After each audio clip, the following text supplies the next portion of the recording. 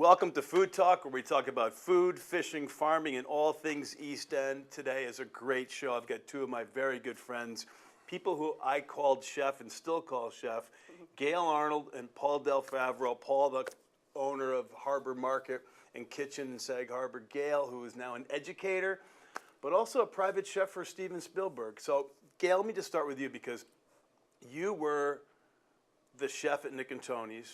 So when I first landed at Nick and Tony's behind the bar, you were my chef, and I always refer to you as chef. Yep.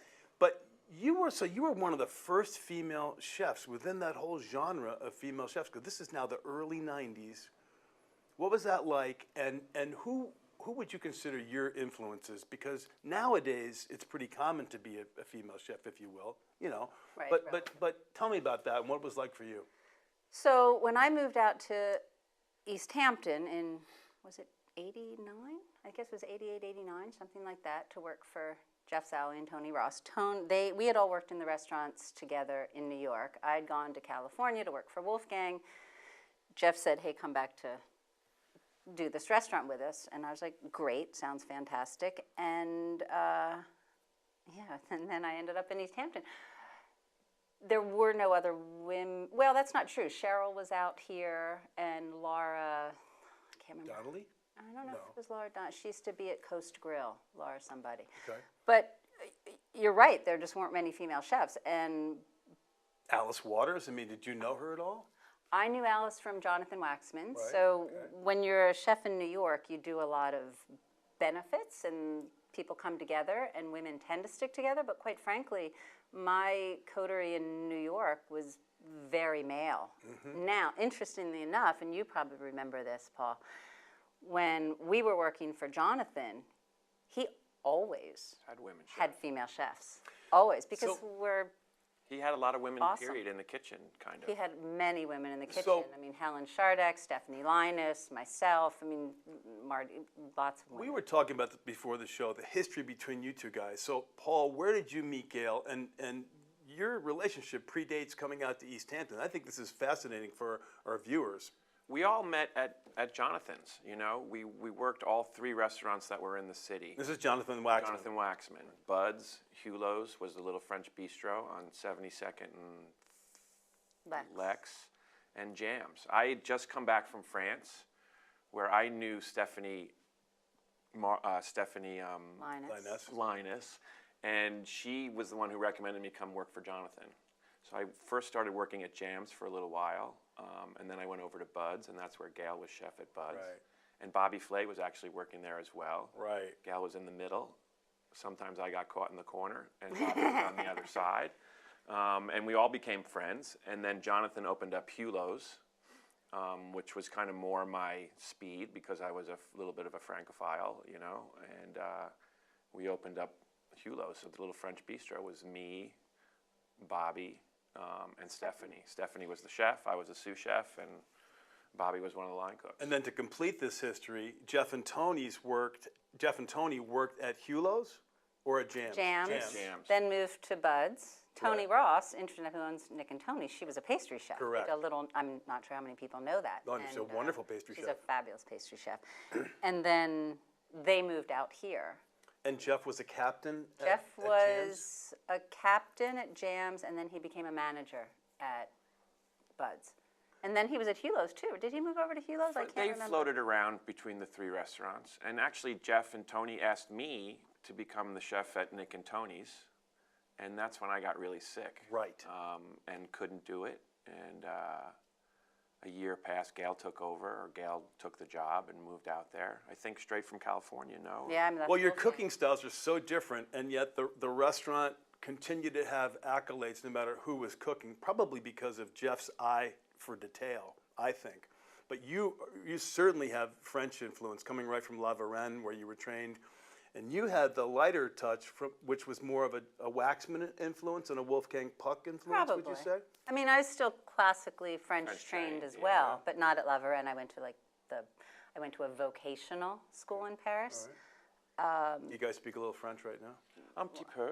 Oui, on parle français. I guess.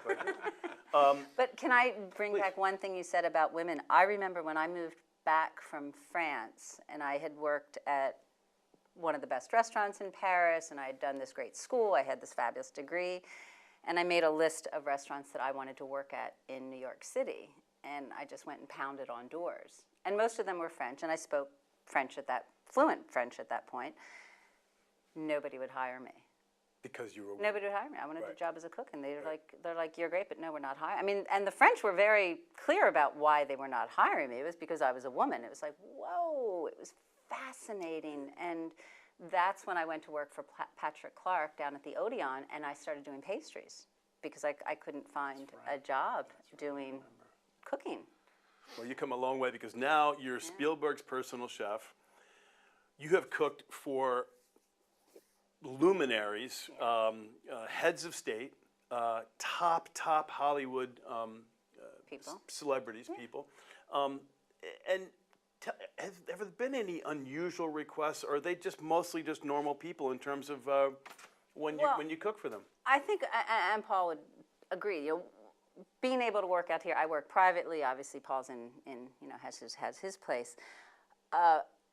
People, first of all, when you come to Steven Spielberg's house, you're coming to Steven Spielberg's house, so you're on your best behavior. I would like to, I'd hope. And then we have a beautiful garden, like you talk about.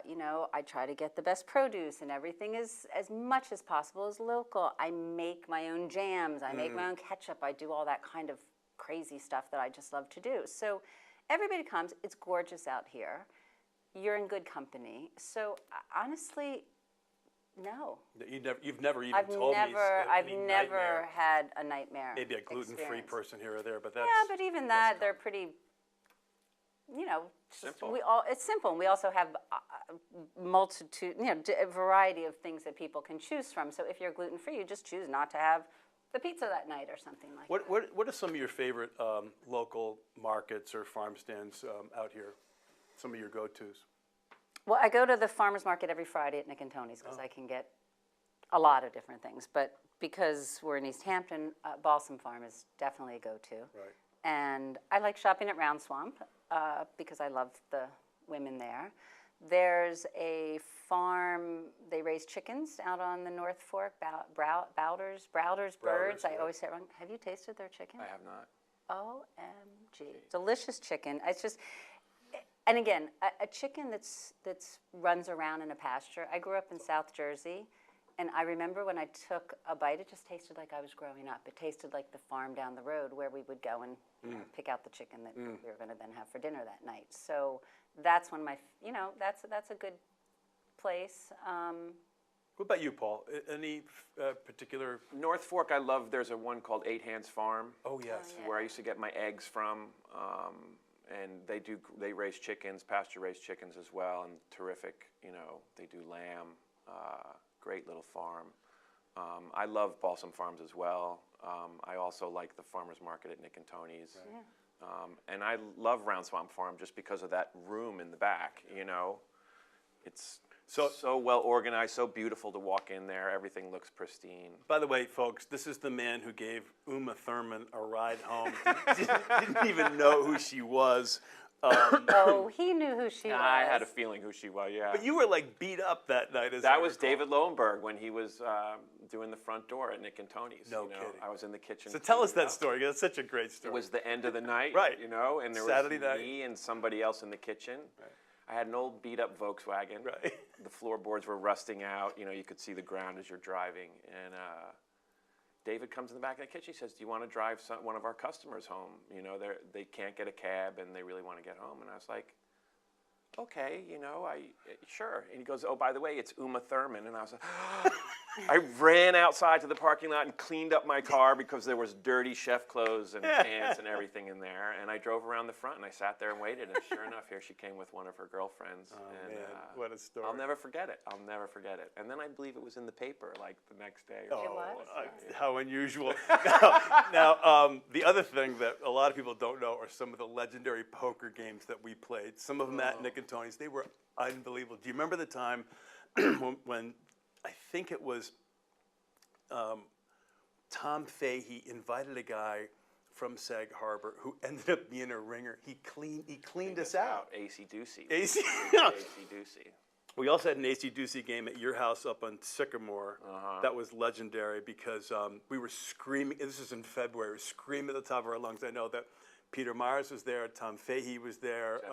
Jeff Salloway was there. I think Joey was there. Yeah. You and we were screaming at the top of our lungs. I'm surprised that the cops didn't come because it was times. big, Really little fun small times. pots that Yeah. grew to be $70, which was a big deal It was a for us. big deal back then. We had a yeah. lot of fun.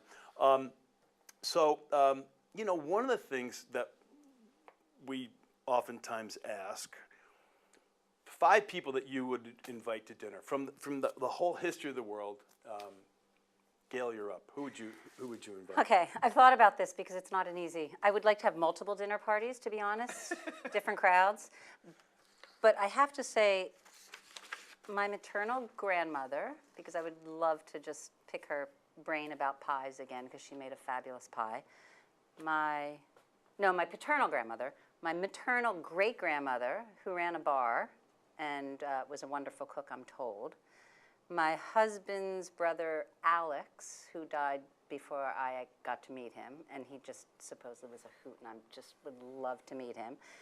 And then, of course, I'd have to have my husband, because I'd like to see him with his brother again. Like, that would be That's sweet.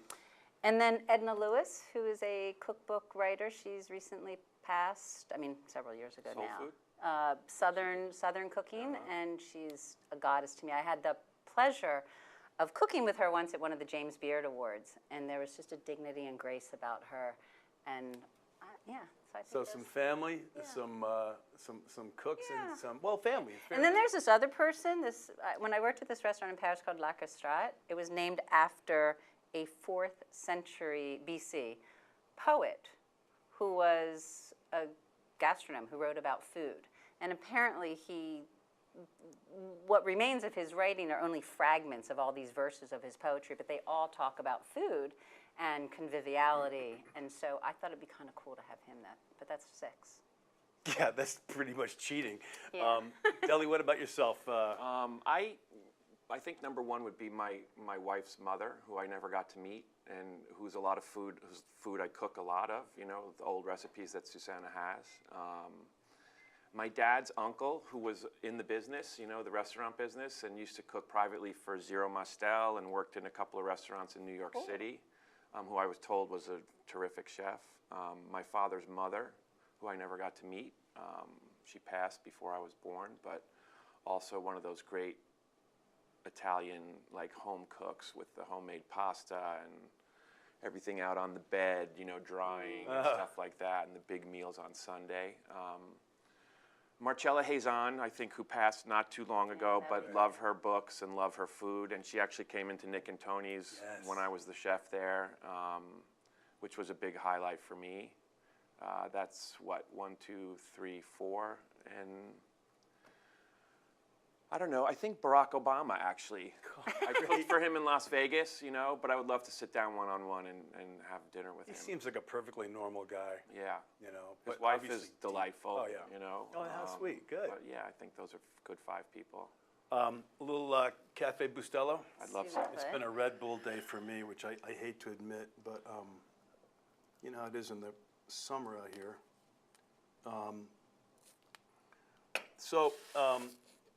We're going to play a little. I'm not doing a good job of pouring. I'm sorry, guys. We're used to, I used to be a bartender. I know.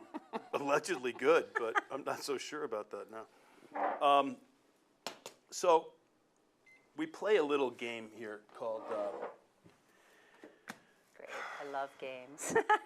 Food Definition Roulette. Okay. Now, if you guys know, just Be quiet. what is slumgullion?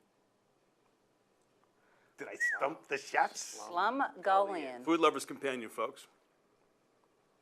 Gullion. No clue. When I tell you, you're gonna get it. Okay. I don't know. Oh, like we stumped the chefs. That's wrong. It is wrong because I love you guys so much, but slumgullion is a slang term originated during the California Gold Rush and describes dishes, usually stews, made from leftovers. Interesting. So you'll be serving slumgullion at Spieli's, and you'll probably have it on the menu at Harbor Market. Slumgullion. Slumgullion. Yeah. I mean, it just sounds like a fun name. But actually, if you keep going into the definition, So it's really a type of food that they make. yeah, well, it's really just a stew made of leftovers, and then they actually talk about that it's really kind of disgusting in its roots, but I think it's, well, you know, I teach kids, and I always think of funny words that they would have no idea what they are, but that are good not necessarily good vocabulary words, but often good vocabulary words, but that have multiple syllables. No, thanks. So slumgullion would There be you go. great. As you were saying that, I was trying to do the etymology. Is it Greek? Is it Latin? It's not. I knew it was Anglo-Saxon, but didn't help me get the answer, from the Stevie. miners. Paulie, if we went to Harbor Market, what's cooking good over there right now? What would be the right thing to get if you walked in there? Tell us a little bit about your Some of the menu. most popular things are the tortilla that we're going to try today. Yum.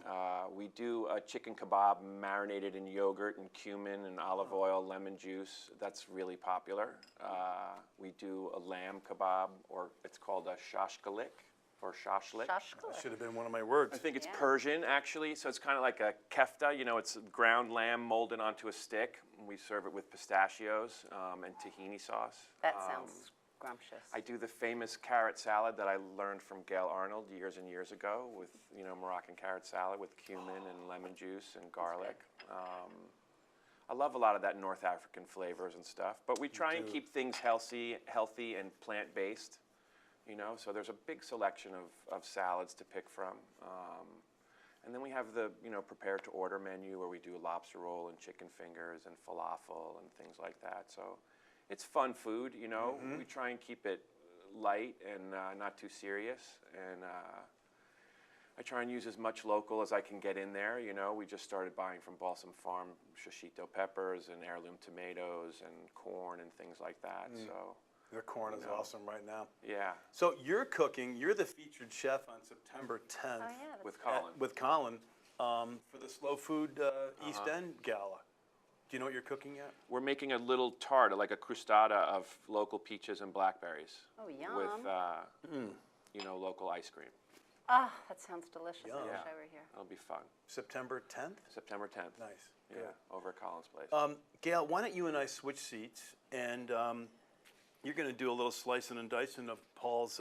Excellent. So this isn't. We think of a tortilla as something Mexican, but this, Paulie, what do you call this again? This is called a tortilla española. Española. And it's basically like a frittata, you know. It's potatoes and onions cooked. Your wife is going to kill you. I know.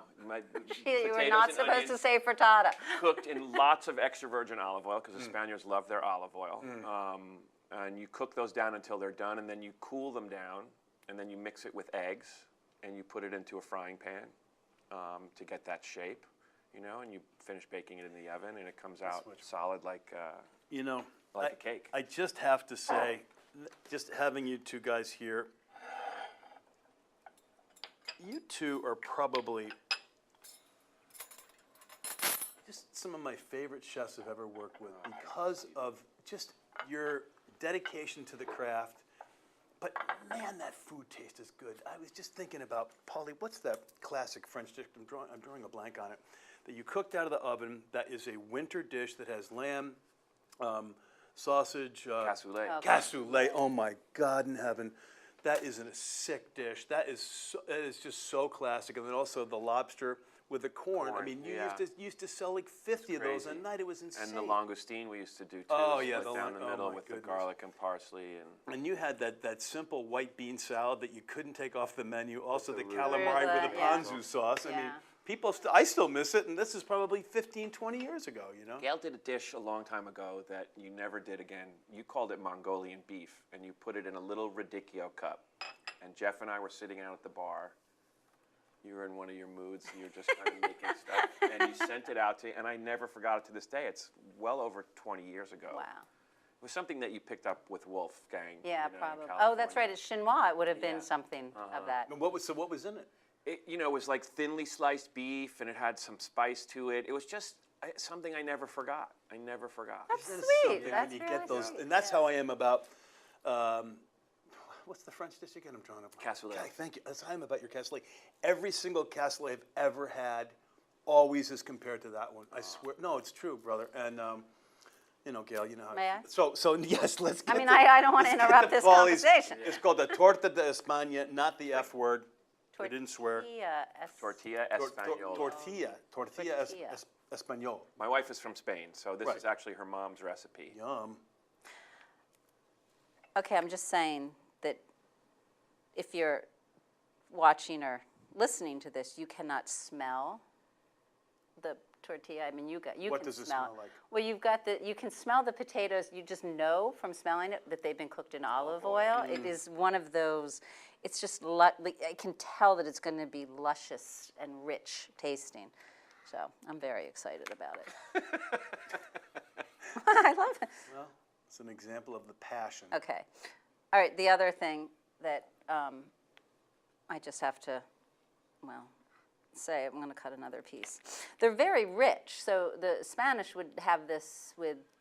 A little it's mixed green salad. or a just snack, right? If you're snack, hungry yeah, just after by school, by you'd have itself. one Yeah. at home.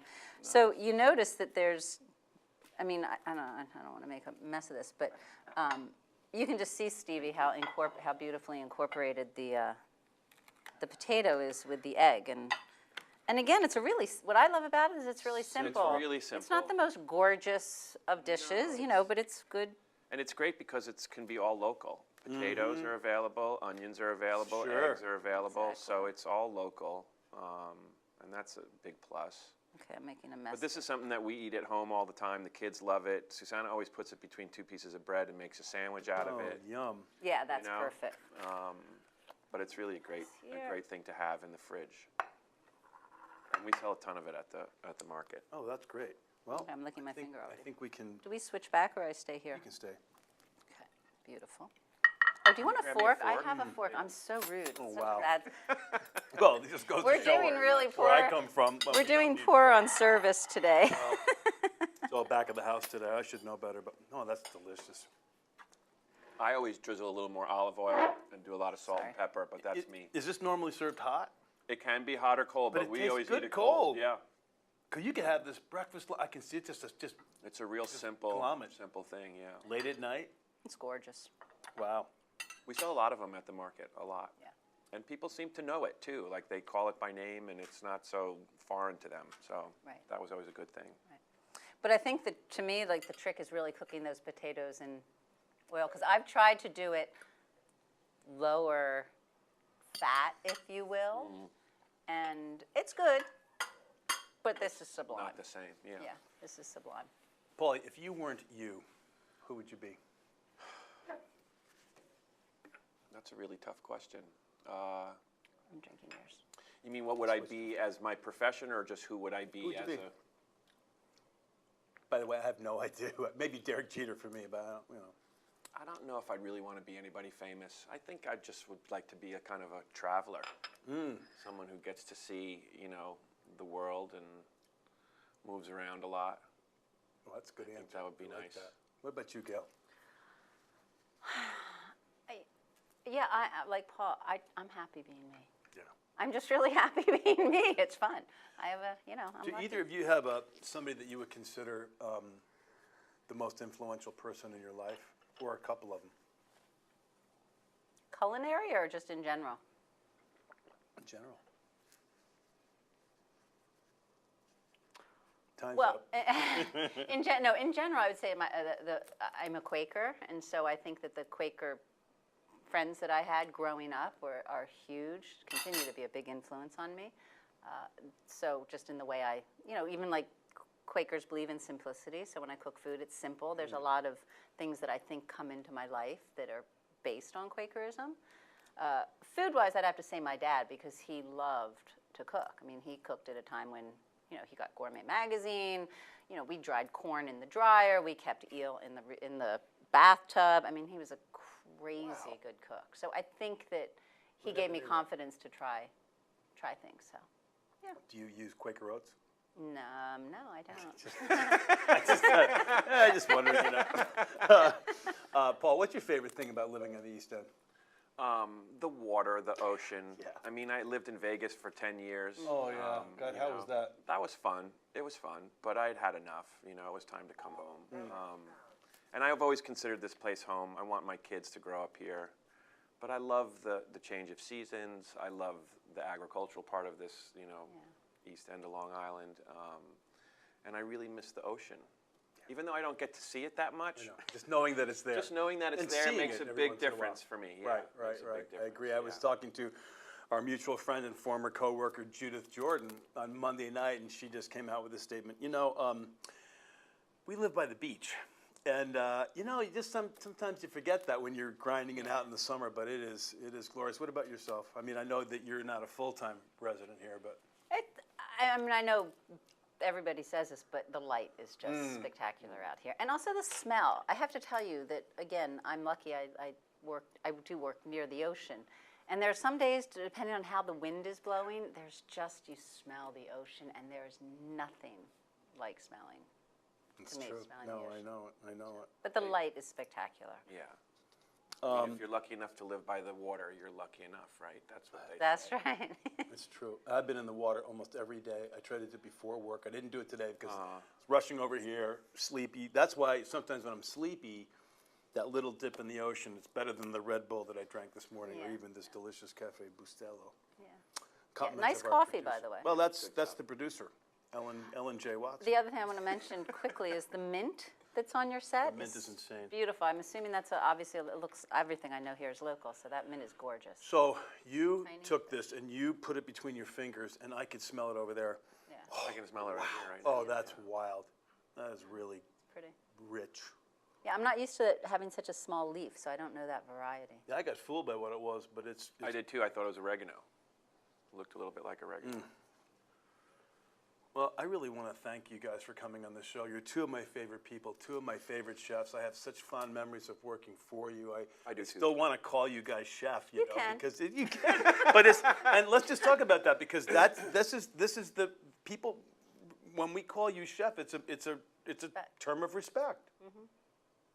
Do your guys call you chef in the kitchen? They do. Good. They do. And when I worked in Vegas, it was a big thing, Of course, it was. You had a lot of chefs in that Sure. place. Oh so, yeah, that was the big time.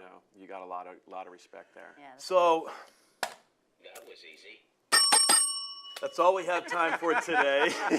I just want to say to our viewers, cógelo suave, pero cógelo. Take it easy, but take it. Thanks for tuning in.